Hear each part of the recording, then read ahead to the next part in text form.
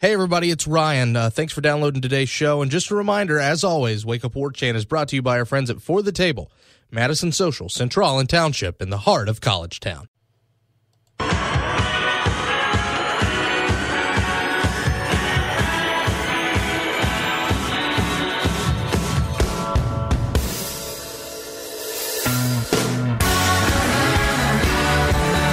That's right, ladies and gentlemen, from Tallahassee to Thomasville and from coast to Atlantic coast, it's time to Wake Up War Chant here on 97.9 ESPN Radio, and it's a very happy Tuesday, August the 22nd, to you and yours. You're currently listening to the voice of Ryan Kelly. I'm the director of digital media at warchant.com, and it's a good show for you today. Of course, the AP Top 25 is out, and we're going to discuss that all in a moment. We're going to discuss that with Joe Reedy of the Associated Press. Who else better to talk about the AP Bowl than a member himself of the AP? And we're also going to chit-chat with Tony Tsoukalas of the number one ranked Alabama Crimson Tide, of course, covering them for BamaInsider.com. But first of all, thanks so much for waking up with us here at 6 a.m. on 97.9 ESPN Radio. We always do appreciate that, of course. Or maybe you're listening to us streaming over the interwebs on the TuneIn Radio app and our own WTSM app, which we like quite a lot, so make sure you're checking that out. If you're listening to the podcast, well, you probably got your way of doing that. iTunes, Podcast Republic, warchantradio.com, the WTSM app, YouTube. There's a bunch of different ways you can get in contact and share and listen to the show, and we certainly do appreciate it. So if you like the show and you can rate and subscribe us, do that. Helps us out, helps you out. It's a win-win situation for everybody. Radio at warchant.com. There's the email address to send some questions to if you want them. Your comments and your concerns as well. At Wake Up War Chant is the Twitter account. Make sure you're sending in some questions for the mailbag this week. And as a matter of fact, for those of you on the War Chant message boards, we will be putting up a question thread either today or tomorrow. So be on the lookout for that as well for our mailbag on Friday. I'm not sure who our guest is going to be. It's probably going to be another person from the staff this week. But, again, if you've got any suggestions of folks that we should bring in to make this mailbag the ultimate Q&A, make sure that you are bringing that to the table. Finally, of course, we can't do this without our friends at Madison Social, Central, Township. They make up For the Table, all right there in the heart of College Town. And, hey, maybe you should head on over there for happy hour this evening, 4 to 7 p.m., the best happy hour in Tallahassee. AP Top 25, we've got it. It's right in front of you. Your Florida State Seminoles are ranked number 3 in the country. And I'll be honest with you, I'm a little surprised. I thought the media was going to make this happen. I thought it was going to be a thing where Florida State and Alabama was destined to be a number 1 versus number 2 matchup affair, but it's not. And here's the thing. I will give the media credit here, and this is maybe not what you want to hear, and maybe not what I wanted to hear, because I wanted to see number 1 versus number 2, but if folks legitimately thought that the number 1, number 2 teams were Alabama and Ohio State, if that's what the media thought, if that's what the people who are asked to vote for what they believe is right thought was number 1 and number 2, I'm not going to hold it against them. Because I would rather have an actual poll rather than just something that's manufactured. Because we talk about how much we hate that as college football fans, right? Well, they just want to manufacture that team, or they just want to manufacture that game. You know what? If the media didn't think that Florida State deserved number 2, vote your heart. Vote your conscience. Vote what you believe is right, because at the end of the day, it's a preseason poll, and a lot of this is probably going to change beforehand, but at the end of the day, you look at those top 4 teams, Alabama, Ohio State, Florida State, USC, it's pretty hard to see a world outside of maybe if Clemson is better than we think they are, if they get their quarterback situation figured out, if the defense can bring another stellar year into Brent Venables, if they somehow get Florida State late in October, then you know what? Sure. Fine. You can put Clemson maybe in that list. If Michigan maybe doesn't take that big a step back, if Penn State actually is for real, sure, you can swap out Ohio State. I don't think you're swapping out Alabama. I don't think you're swapping out USC, especially when you look at really what the Pac-12 brings to the table, unless they just stub their toe really, really bad. This is pretty much in any particular order the 4 best teams in college football. And Gene and I both said it last week. These are the 4 teams that we both think are going to be in the college football playoff. And I know it's really hard to say college football goes chalk for a year, because there's a reason we love this crazy, outrageous sport. It's because that rarely happens. But when you look at the schedules, now that we know who these top 5 are, I thought it would be interesting to dive into that. Dive into who these guys play, where these guys play it. And last night was when we got a chat with Tony Tsoukalas and Joe Reedy, and you'll hear that in a little bit. And I hate to kind of harp on it, but taking a look at these schedules, guys, man, Alabama's got an easy one. And, we talked about that a little bit before with Drew about a month ago, but especially now that you see the rankings and you put those rankings up against what it is, Alabama plays the number 3 team in the country, the Florida State Seminoles, in week 1. Here's what they play after that. Fresno State, Colorado State, at Vanderbilt, Ole Miss, at Texas A&M, Arkansas at home. It takes those 6 games to get to the 25th ranked now. 25th ranked Tennessee Volunteers, a bye week, the 13th ranked team in the country in LSU, at Mississippi State, a softie against Mercer, and then a trip to number 12 Auburn. Of these schedules in the top 25, that is probably the easiest of the top 5 that you look at. Ohio State, sure, they only play 3 ranked teams, but they play the number 7 ranked Oklahoma Sooners, the number 6 ranked Penn State Nittany Lions, and the number 11 ranked Michigan Wolverines. None of those guys are pushovers. Until LSU figures out an offense, I really don't think they have that big of a threat to the Alabama Crimson Tide. The Tennessee Volunteers, until they prove they can beat Alabama, I really don't think they're that big a threat to the Crimson Tide. Meanwhile, you look at the rest of these schedules. USC, number 14 Stanford in week 2, number 23 Texas in week 3. We don't know exactly what Texas is going to be, but then 2 weeks after that, it's a trip to Pullman to play the Washington State Cougars. It's very front-loaded. I know none of those teams are elite. They're all good, not great. But after that, it's 27 Utah, who also, of course, received votes just outside the top 25. 28 Notre Dame, who I don't think really any of us think is going to be in the top 25, or unless Brian Kelly just has a miraculous turnaround this year at Notre Dame. But outside of that, their last 7 games are against unranked teams at the moment. Colorado might sneak in there. UCLA might sneak in there. Utah might sneak in there. But USC, if they can do the opposite of what they did last year, where they kind of stumbled out of the gate, which you would have to think, now that you're in year 2 of Clay Helton, now that you know who your quarterback is, and you just so happen to know it's an elite guy in Sam Darnold, you would have to think USC is going to right the ship there. So I think USC, probably the second easiest path outside of Alabama. And even then, if you wanted to argue those two, I'm not going to complain with it.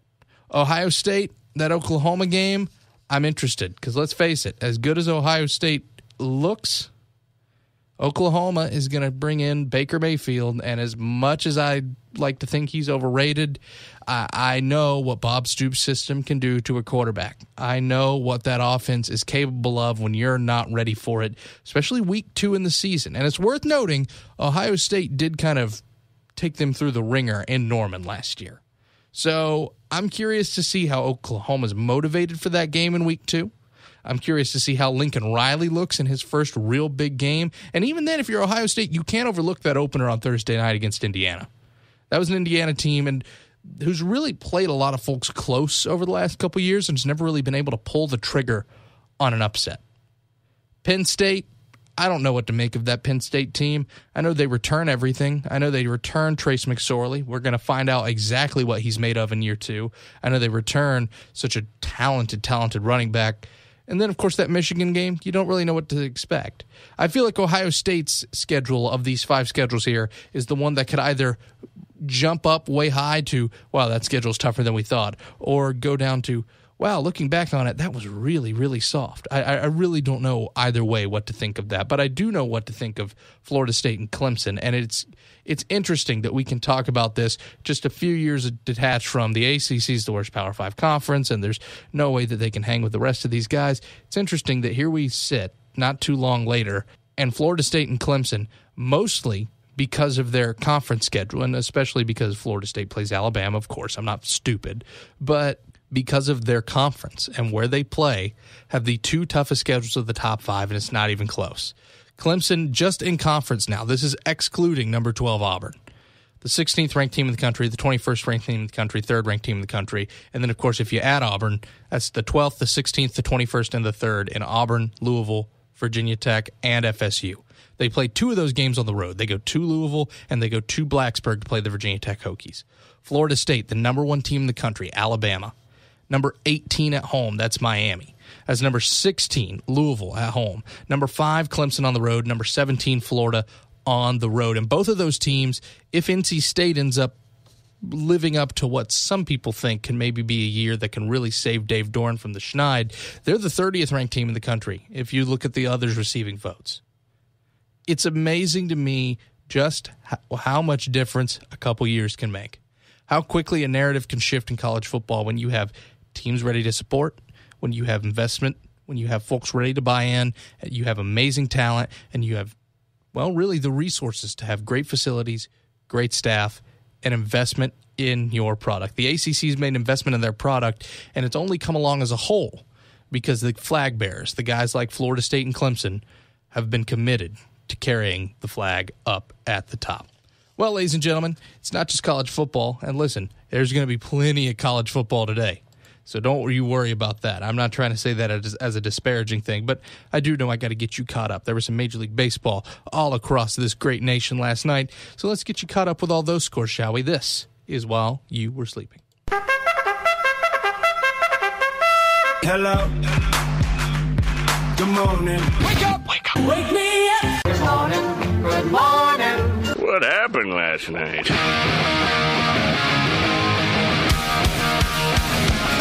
The Dodgers dropped that series finale game against the Tigers, and they're right back to their winning ways, even if it was the hard way. A 12-inning marathon game at PNC Park that the Dodgers end up taking over the Buccos 6-5. The White Sox winners at home over the Minnesota Twins 7-6. The Baltimore Orioles defeat the Oakland A's in Camden Yards 7-3. The Diamondbacks go into Citi Field, take a game in 10 from the Metropolitans 3-2. That's the Cleveland Indians winning at home over the Red Sox 5-4. Seattle goes on the road to Atlanta, defeats the Braves 6-5. The Twins in game 2 of a doubleheader end up beating the White Sox 10-2, so they end up splitting on the day. It's the Texas Rangers over the Los Angeles Angels of Anaheim 5-3 in Orange County. And finally, it's a 2-0 shutout victory for the San Francisco Giants over the Milwaukee Brewers. When we come back, it's Joe Reedy helping us talk all about the top 25, who's overrated, who's underrated, where does FSU fit? Because, Joe's got a pretty interesting take that I think would,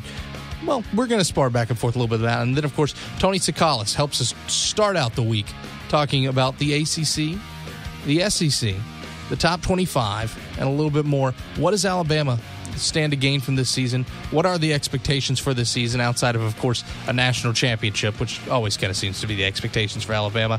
And how does that schedule shake out for the Tide? All that after this. It's Wake Up War Chant on 97.9 ESPN Radio.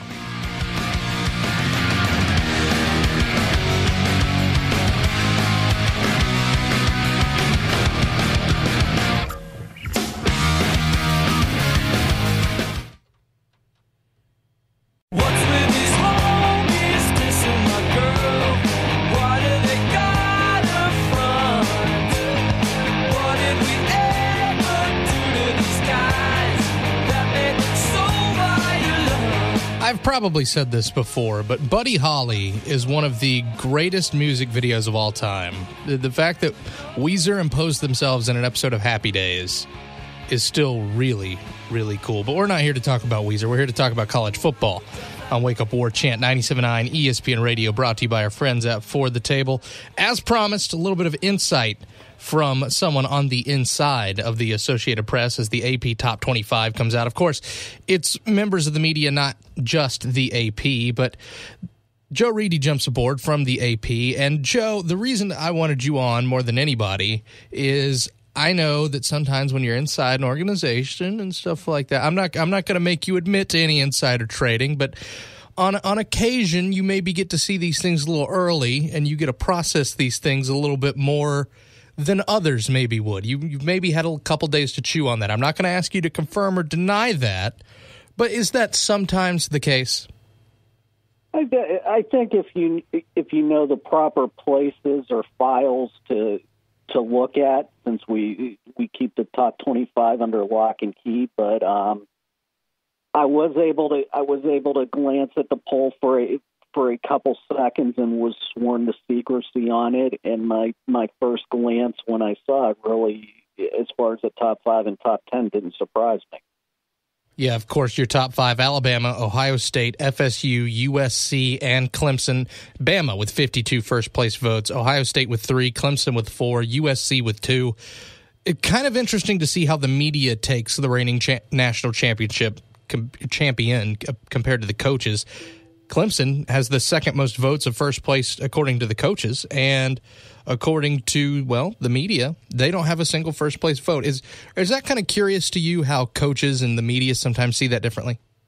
Yeah, I think so. And I think that the most interesting thing from a Florida State perspective was, were the writers going to set up the 1 versus 2, because it would have looked so easy to do it. And to the writers' credit, they didn't. I mean, it was an 18-point gap between second and third, which I think is closer than maybe what people thought. But, credit to the writers and coaches, because this could have easily been a 1 versus 2 matchup, and they didn't. But then again, I don't think Florida State right now deserves to be second. Third, maybe a little bit hot, for maybe just right. I mean, if I had a vote, I'd probably go Bama, USC, Ohio State, and then Florida State.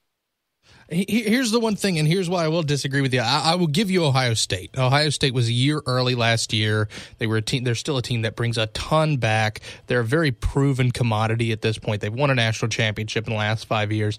I like USC a lot. We've talked off mic. We've talked on mic about it. I like what Clay Helton's doing there. I like Sam Darnold. I like the idea that they also have a very manageable Pac-12 to work with. But the idea that we haven't seen them have a whole season where it's put together under Clay Helton, and again, that's not his fault. He's only been there 1 year, and he kind of had to have his first game as a head coach against Alabama.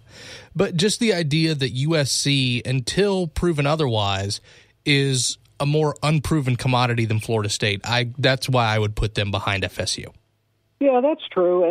But I also think people, for the coaches and the writers, are going to kind of give the rock-type eyebrow to Ohio State for second, because the last impression that Ohio State gave was being shut out by Clemson, whereas USC's last impression, very favorable for that shootout win over Penn State in the Rose Bowl, and the fact that you've got in Darnold a very legitimate Heisman candidate. I think the running back Jones could be a very good Heisman candidate also. That, Clemson at 5, defending national champions, considering who they lost about right, and Penn State at 6. I mean, with those top 6 teams, you could basically jumble them anywhere, and besides Alabama at number 1 from 2 to 6 is wide open. Yeah, I think there's a valid argument for all of them. I mean, I'm not the biggest Penn State fan, but considering what they returned, I think it's justified that they're number 6, especially the way they finished the season hot, even if blowing that lead in the Rose Bowl was not ideal. I understand why just about everybody in the top 10 is in the top 10. Oklahoma is returning a quarterback. Even if they're replacing a head coach, it's still a guy inside the system. Washington, people love Chris Peterson. It's a very manageable schedule, just like USC, just because the Pac-12 is not at the height that it's been over the last couple years. Wisconsin had a very, very decent season. Oklahoma State, I like that team a lot, but they have to prove that they can beat Oklahoma and actually win the Big 12 on a consistent basis before you put them any higher. I think for the most part they got the top 10 right, but when you look throughout that 25 as a whole, Joe, do you see one team that you just think, wow, I can't believe they're that low? And do you see one team that you just kind of think to yourself, wow, I can't believe they're that high? I would probably say Oklahoma State at 10. I probably would have had them 7th, and more favored over Oklahoma just because of the head coach question, and then Washington 8. Wisconsin at 9, probably a little too high for me, but Auburn and LSU at 12 and 13. There's a lot of questions there too. So I think definitely Oklahoma State. Maybe a little bit low for me. I'm surprised Kansas State is ranked at 20, and Virginia Tech maybe a little low at 21. But give Texas credit for the Tom Herman effect too. A 5-7 team all of a sudden is in at 23rd. I feel like Texas could be projected to lose all 12 games, though, and they'd still find their way in the top 25. It just kind of seems that way every year. Yeah, but I mean, last year they were unranked in the preseason and then had to win over Notre Dame, and lo and behold, they did the from nowhere rank to 10th, which I think might have been one of the biggest jumps in history. And it was a moonshot, especially considering that we later found out that Notre Dame team really wasn't any good. I think Georgia at 15 is one that I kind of raise an eyebrow, and I think it's just more a prove it for me, just because, I mean, what has Kirby Smart proven that he can do? Recruit, and that's about it. And the talent has to translate to wins, especially with as bad as the SEC East has been for so long. Yeah, and I think when you look at 26 and 27, TCU and Utah, it seems like they routinely get disrespected and somehow find themselves on the outside looking in. But that's certainly teams that I wouldn't sleep on. Tennessee at 25, it's okay, but I think for the most part, they got what the teams are where they are, and we do have history in the state of Florida with 4 Florida programs being preseason top 25 for the first time, with Miami at 18 and USF at 19. Florida 17, Miami 18, USF 19. USF is the only non-Power 5 team to be in the top 25. Miami right behind Florida. Are you a little shocked at that, with as much goodwill has been talked up towards Miami over the offseason? Yeah, I think so. And, Florida to me has got a bigger QB question than Miami. Miami might be young and unproven. Florida, experience with Malik Zaire and, Felipe Franks being he's a little inexperienced, but with it, when Luke Del Rio is being talked up too, then I think you got questions in Gainesville as to who's going to be under center. Sight unseen in college, you'd almost rather take Nkosi Perry over any of those three. Yeah, that's very true. And I mean, Louisville too, with the reigning Heisman Trophy winner at 16, maybe a little bit too low for some people too. SEC, 6 teams. That's the most of any conference. As much talk as there's been about the SEC, and especially the national narrative, because if you look at the trends, the SEC's been on the downswing for a couple years now, but the national narrative kind of finally seems to have caught up that, they're not really the end-all, be-all in college football anymore. They just so happen to have the program that is the end-all, be-all in Alabama. Are you a little surprised to see them with the most teams in the top 25? No, not really, because with six SEC teams in the top 25, it just means more and everything, and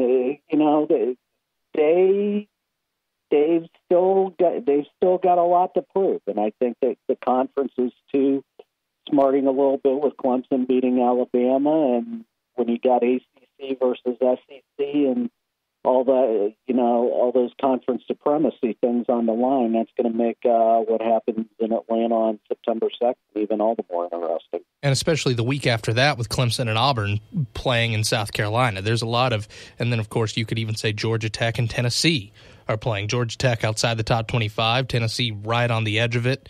If Georgia Tech can pull that off, even without the running back that kicked off the team over the weekend, that's another one that I really feel like could shift the perception there. But overall, it's pretty even. The SEC was 6, ACC and Big 12, both with 5 apiece. I was a little surprised to see the Big 12 with 5, especially as, I guess you could say, narrative-wise, talked down the Big 12 has been since the playoff era. Yeah, but I think, we talked last week. I think the Big 12 is more wide open than people give credit for. I think Oklahoma State's got a very good chance this year. Oklahoma with the questions of quarterback, but then you got TCU, Kansas State, West Virginia, Texas in there in the top 25. TCU just missing out. It's a very even conference, and the fact that they've also got a conference title game this year against the top 2 is going to give them a chance on playoff weekend when all those people are locked in the room to have their say. Final question for you, Joe, before we run. The 4 teams in the top 25, the coaches poll and the AP poll, are they the 4 teams in any order now? They don't have to be numbered 1 through 4 the same way they are in these 2 polls. Are these the 4 teams we see in December and for the college football playoff? I doubt it, just because the way the season goes, there's always twists and turns everywhere. I think Ohio State's vulnerable, USC certainly vulnerable. Florida State's got some vulnerabilities too, especially win or lose after that September 2nd game. Mentally, how they bounce back from it. I think the only one who you've got to say is 1-to-1 odds right now of being in the Final Four in December is Alabama, just because they're Bama. They're Alabama, and that schedule right now, as it looks, and I plan on asking Tony Tsoukalas from BamaInsider about this in a bit, Joe.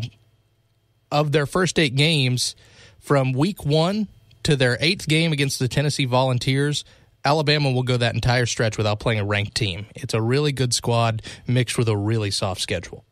Yeah, and the fact that Mississippi's going to be down this year, and I mean Tennessee, we'll see how they are by late October and stuff. I think after Florida State, I think their toughest game is going to be LSU, because with that running back and everything, I think that's going to be an interesting matchup. And Auburn, depending on how the quarterback does this year with Gus and that offense, it seems like once every 3 to 4 years, they have a team that makes a run and can get into it. And this certainly seems like the one, and that's the thing. I disagree with you there, and that I like that Auburn team a lot. And I just, until LSU has any semblance of an offense, I don't know what to make of them, honestly, especially now with a new permanent head coach in charge. Yeah, that's true. We talk about the first couple months, how it might be easier for Alabama compared to the past, but that schedule is a little backloaded, especially with LSU and Auburn lurking. And even then, outside of Auburn, a lot of those tough home games towards the end at home. Joe, thank you so much for joining us, my friend. Always appreciate it. Thank you. All right, folks, it's Tony Tsoukalas on the other end of this from BamaInsider.com on Wake Up War Chant, 97.9 ESPN Radio.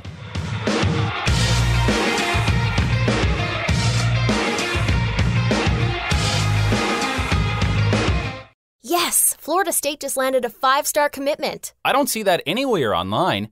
How did you get that news so fast? I'm on the new warchant.com app. I get news updates and scores pushed to my phone instantly. How much does it cost? It's free. Just go to iTunes or the Google Play Store, type in Warchant, and install it on your phone. That's it. A free app that keeps me constantly up to date on Florida State sports and recruiting? Wow, that makes it incredibly easy to follow my Seminoles and never miss out. With the app, you'll also get quick access to all the stories and features on Warchant, including the ever-popular message boards that feature thousands of fans talking about the Noles. Warchant.com, your ultimate Seminole source.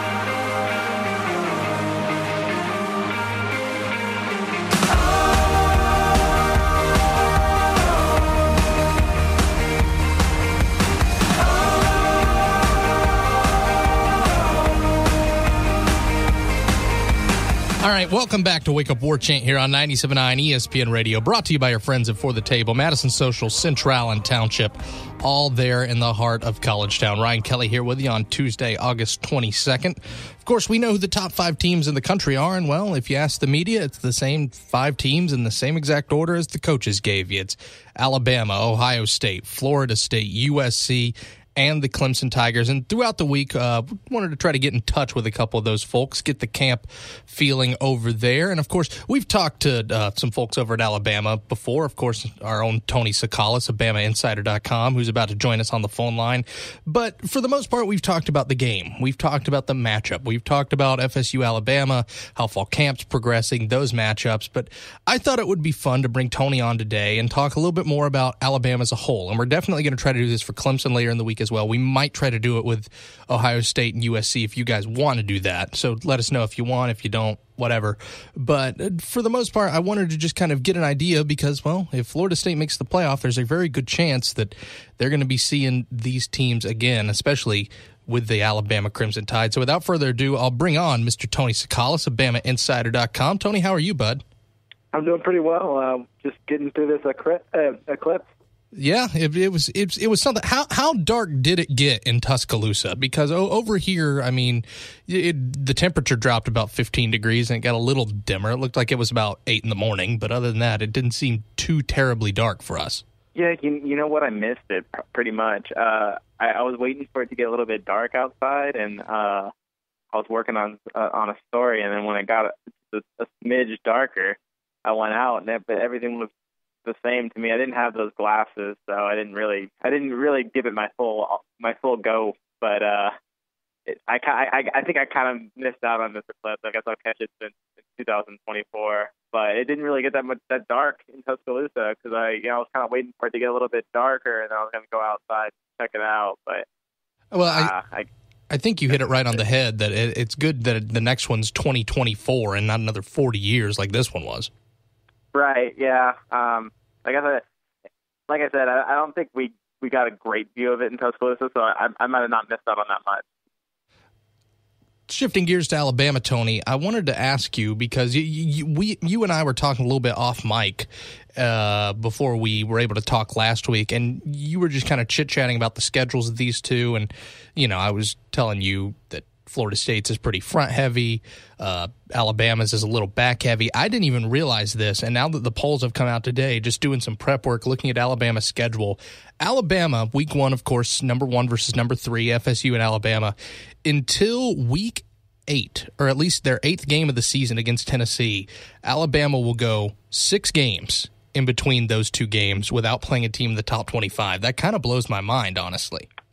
Yeah, I mean, to start the season, it's probably like that. There's always surprises. I wouldn't be surprised if they hit a ranked team before that. But yeah, if you just go by that preseason rankings, yeah, it'll be a minute. So if they get that thought around Tuscaloosa is if they can get past that Florida State game, they've got some smooth sailing until they have to really face another ranked team. There's been a lot of debate about how good is the SEC, how good have they been over the last couple years, and I mean, we could talk about that for a while, but what I wanted to chat with you with this is Alabama fans in general, how do they feel about this schedule compared to years last? Do they feel like this one's a little bit easier of a go than some of the ones before?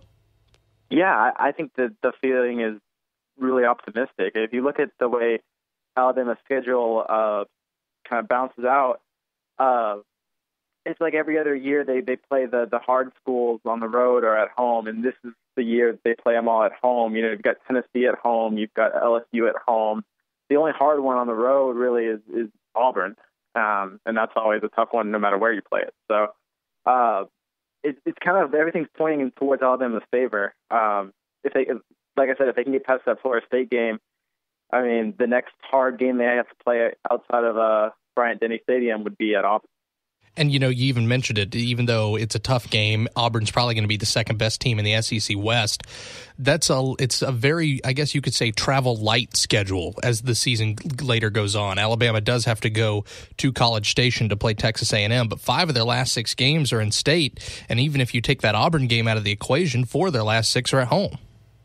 Yeah, so I'm sure my bosses at BamaInsider.com are happy they don't have to pay as much travel fees this year because outside of that trip to Texas A&M, it's really not that far away. Even the trip to Mississippi State, that's not a big trip for Alabama. It's actually the closest 2 schools in the SEC. I think it's like an hour away. So yeah, I mean Alabama's not going to hit the road too much this season. So yeah, it's definitely advantageous for them, especially it's like we keep on saying if they get past Florida State, they're going to need some time for some of those younger players, especially on defense, to gel, and maybe playing at home will help them out a little bit. And I'm happy you said that because it kind of segued into it. On the show before, you and I have chatted about, Alabama matchups versus Florida State matchups, or what does Alabama need to do well to beat FSU. But I want to ask more in general, what does Alabama need to develop further to have a successful season? Is it as simple as some of those young guys stepping up in big positions, or what are you looking for as the season progresses for Alabama to get better at? I think a lot of it's going to come down to just experience. I mean, Alabama has a lot of talent. We talked about that a lot. It's going to be just getting that talent game experience. There's one thing about, practicing and being in a competitive practice environment, but there's a totally different thing when you're actually against real competition. And so, I guess we'll see a lot of that in the opener. Alabama will have to have some young players step up in the opener. I expect at least, a few freshmen to maybe even a handful to see action in that game, whether it be on special teams or they might even have a freshman or two starting in the game as well. But they might have some hiccups early on, but I guess what Alabama really needs is for those young guys to kind of get their feet wet and start producing at a high level. There was a lot of talk at Florida State when Cam Akers came in, and a couple of those guys, that these are guys that by the end of the year you want contributing. These are guys that by the end of the year you want to be avid parts of that lineup. Who are the big blue chippers for Alabama this year? I mean, I know for the most part Alabama only signs blue chippers, but at the end of the year, who are the guys that Alabama fans, that this coaching staff, that a lot of the people in the media have their eye on, that by the end of the year this is a name that folks outside of folks who cover recruiting or folks who follow Alabama might not know, but the nation will probably know them by the end of the year? Well, Jedrick Wills, a five-star offensive lineman, is still in the running to land that right tackle job, even for the opener. He's battling Matt Womack for that spot. He's one that maybe not everyone knows of. He wasn't an early enrollee. He's still a big kid, and he's been doing amazing since this preseason camp opened up. Of course, Najee Harris is another one I think a lot of people talk about. He's the number one overall recruit in this year's class. He'll be a running back. He's part of the stacked backfield Alabama has. Brian Robinson's another kid that might actually get playing time. I think he was expected to be redshirted, but he's a kid that, Alabama's been banged up a little bit in the running backs this preseason, and it looks like Brian Robinson might actually get a chance to contribute a little bit early, depending on how injuries shake out. There's a lot of them. Henry Ruggs, a wide receiver, is a guy that can come in on special teams especially. And I'm forgetting Jerry Jeudy, who won the MVP of the A-Day game. He's another big star wide receiver. They've got a couple of wide receivers too, Devontae Smith, another freshman that maybe it be special teams or maybe it's just in the offense in general. Another kid that could really help out. On defense, they got a guy named Isaiah Buggs, who's a JUCO transfer, but he's another guy I could really see stepping in and kind of being a force on that front seven in the defensive end position. Tony, honest opinion, more important game for Alabama this season? Is it the one at the very beginning of the regular season, or is it the one at the very end? Is it Florida State, or is it Auburn? Because I would tend to imagine most Alabama fans would say Auburn. Yeah, just for the sake that it's Auburn, I think you have to say Auburn, and there's less time to make that up. If Alabama loses to Auburn, there's a good chance that they might not even win the SEC West, depending on how other things shake out. So it's also a conference game, which is going to matter more. And if they lose to Florida State, they have the whole season to make up for it. I think if they were to lose to Florida State, or if Florida State was to lose to them, either one of those teams, I don't even see them really dropping out of the top five. So, be right in the mix for the playoffs, regardless of what happens in that game, assuming they don't get, blown out either way. But so I would definitely tend towards the back end being more important. And I would tend to agree with you, not only just because it is the rivalry game, it is the Iron Bowl, but it's also the fact that, at least in my mind, and you can correct me if I'm wrong here, inside the SEC West, Auburn, to me, really seems like the only team that can challenge for that crown outside of Alabama. LSU would beg to differ, but yeah, I think Auburn's probably the most realistic option. It kind of all depends on how that quarterback position plays out. If Jared Stidham's the player that a lot of people are saying he is, then yeah, Auburn's a real, not even just an SEC West contender, a playoff contender. But that's to be seen. And he's still a JUCO quarterback, more or less very, very unproven. So it'll be interesting to see where Auburn is at at that point in the season. If Auburn's in it, that's going to be a really tough game. If Auburn has, 3 or 4 losses, it'll still probably be a tough game, but it'll be a lot easier, if they're not playing for as much. And the only reason I said Auburn and I left LSU out of it is, you mentioned it, Jarrett Stidham is way more proven a commodity than whatever LSU is going to walk out there, just because I guess the casual side, the casual viewer of LSU and me has just kind of said, until they have an offense, they don't have an offense. This is a very underreported aspect of last year's game. Alabama brought on John Parker Wilson to scout team for Danny Etling, and no offense to John Parker Wilson, he was a fine quarterback at Alabama. Even got his cup of coffee at the NFL, but he's a guy that's been out of football for a couple of years. I think he's a real estate agent, I think he's actually an accountant, and that's who they brought in to scout team the other team's quarterback. Kind of a slap in the face to LSU. I mean, it's something that no one really talks about, but LSU doesn't have a quarterback. If you can scout team the other team's quarterback with someone that's not even currently playing football, that's not usually a good sign. No. And also, fun fact, John Parker Wilson was the quarterback the last time Florida State and Alabama squared off. So, final thoughts on Alabama's season, Tony. What qualifies as success? What qualifies as a failure? What really will folks be happy with? I'd imagine for the most part, the goal, especially with the schedule, it's got to be the college football playoff. It's got to be another SEC title. But is there anything on top of that, or is there anything lower than that you think folks will be okay with? Alabama fans will be okay with anything but a national title. Having to lose in a national title last year, if they were to get back to the playoffs and then lose again, it'd be just as heartbreaking for them. The mentality around here is really title or bust. I don't think if you were to tell Alabama fans you're not going to win the SEC for the 4th straight year and then lose in the playoffs, I don't think that they would take that. I think they'd be very upset. So a lot of people are saying this could be the best offense Alabama's ever had, which then leads to possibly the best team Alabama ever had. There's a lot of talk. I don't want to get carried away with any of that yet, but there's some really high expectations for this Alabama team. So anything less than a national title, I think, is going to leave a real sour taste in Alabama fans' mouth. And, well, when you've only lost one of them, and you've been to so many of them over the last decade, and plus, of course, we all know Alabama fans have always had sky-high expectations, you can't really blame that. But, you mentioned something, one more thing that I do want to ask you before you go, Tony.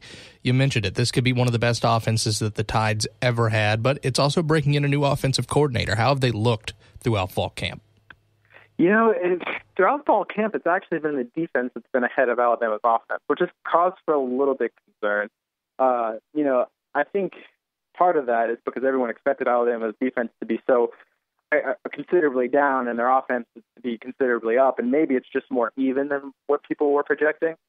Nevertheless, though, Alabama's offense, I don't want to say shaky, but it hasn't been as dominant, I think, as what people were expecting this preseason. So you mentioned it right there.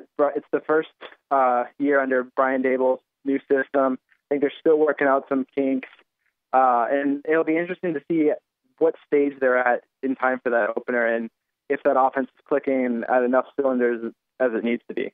Well, we're inside of 2 weeks, Tony. I know you're just as ready to watch some actual football as I am, but thanks so much for coming on, buddy. Hey, I appreciate it.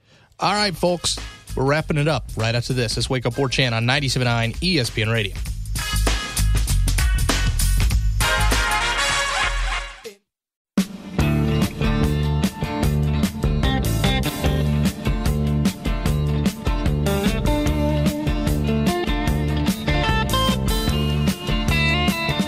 I know Tony mentioned it a little earlier as we put a bow on it here. Wake Up War Chant 97.9 ESPN Radio, brought to you by your friends at For the Table.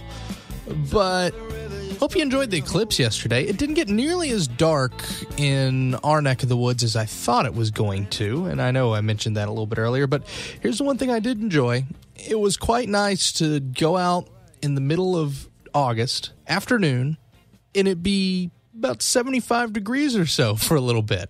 It made me think, can we have these more? I know it's not, you can't exactly change the laws of nature, but that was quite enjoyable to go outside. It'd be kind of cool, at least cooler than usual. have a cool little event, even if it wasn't a complete blackout. But even then, if you've seen that footage, it is absolutely incredible. My thanks to Joe, my thanks to Tony, and my thanks to you guys for listening. Mike and Mike's up next. We'll be back here tomorrow on 97.9 ESPN Radio.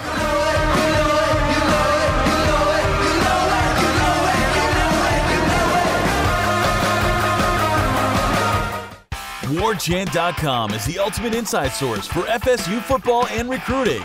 And now you can get in on the action for free for an entire month.